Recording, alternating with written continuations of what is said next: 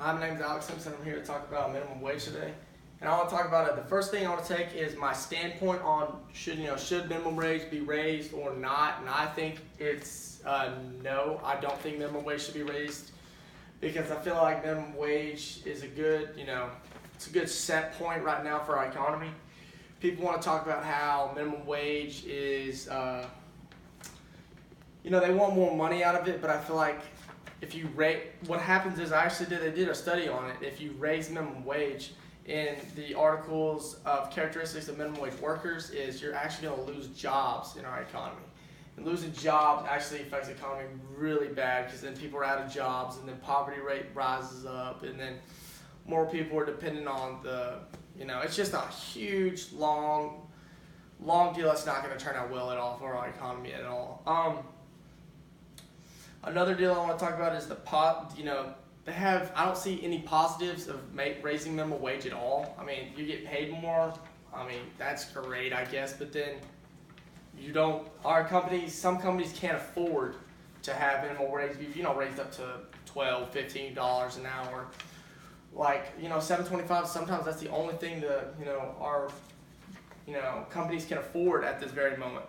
And another standpoint I want to take on it is I don't agree how people from, say McDonald's, Whataburger, anything like that want to make $15 an hour or $12, $15 an hour when our people are soldiers overseas fighting for y'all and my freedom to be making way less than they do. And what I don't understand is, the overtime they do, they don't get to stay with their families at night, they fight all the time. They're definitely put lots of overtime. And they're making, I did a research of how, and they said active soldiers make. From that, and it says that they make about $1,402 per month. Per month, people, and that they're putting in maybe 80 hours a week, probably way more than that, and they don't even get to see their families at night. But somebody at McDonald's wants to make, McDonald's, Whataburger, anything like that, wants to make $15 an hour when they get to go see their families at night. They get to, they get all these benefits, but they want to make $15 for a fast food restaurant. Nothing against fast food restaurant workers, but I have way more respect for my soldiers. And I think if we're going to do something great as that, is raise minimum wage, we need to start with our soldiers first. But I don't see the huge positive of raising minimum wage. A huge deal is I got an article from the Federal Policy on Jobs, and it says a new study has released proving once again that how harmful a $15 wage could be. Studies conducted at Economy Consults Group, PFM, found that raising the minimum wage to $15 an hour in Maryland would cost the country 47,000 jobs over the next 5 years. So that's a lot of jobs, and would be losing money for the country. We would actually be turning out, and this is actually from another article called Another Study Revealed from the Harmfuls of Raising Minimum Wage, a different article, and it says that it would actually be costing the country $39.65 million in income.